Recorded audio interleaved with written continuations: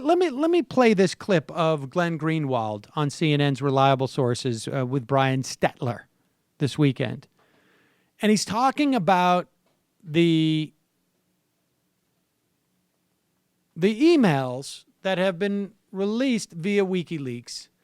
They are John Podesta's emails, thousands upon thousands, and dating back way before this Clinton campaign.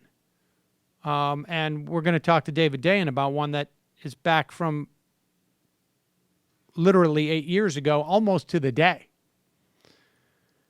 But let's listen to what Glenn Greenwald has to say about the relevance of these WikiLeaks emails.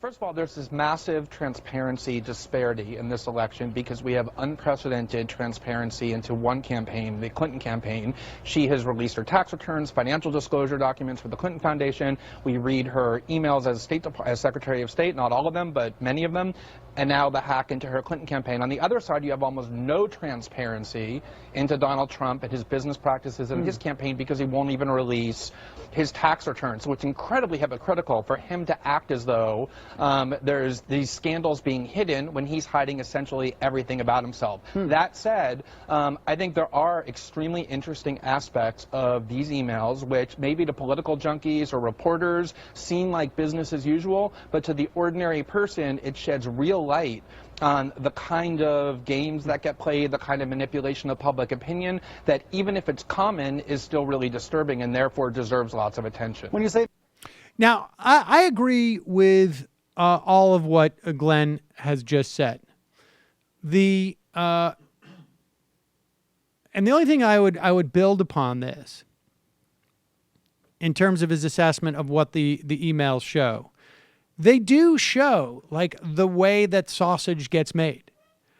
But understand, and I think that he would agree with this, that largely speaking, from my perspective, the reason why 3 weeks out from an election, I haven't dedicated my whole show day after day to these emails is because the sausage that's being made there is very similar to the sausage that was being made on any campaign. I am quite confident that if we saw all of Bernie Sanders' emails or all of the emails, let's say, of Weaver, right? Or any of the other people working on Bernie Sanders' campaign over the past 8 years, we would see things that were very similar in nature. You would probably not see like, hey, they want to meet with this billionaire, although maybe, who knows, with the campaign people, you might see that as they worked on other campaigns.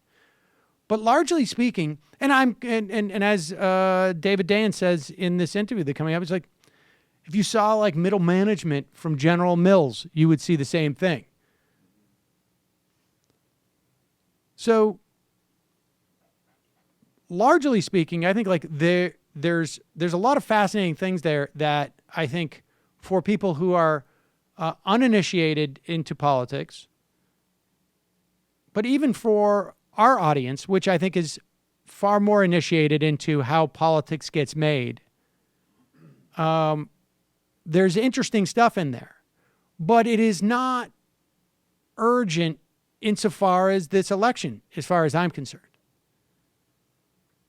You know, so we've touched on it, and I think when there's a more comprehensive assessment of the emails, there's a lot of stuff to be learned to see how policy is made.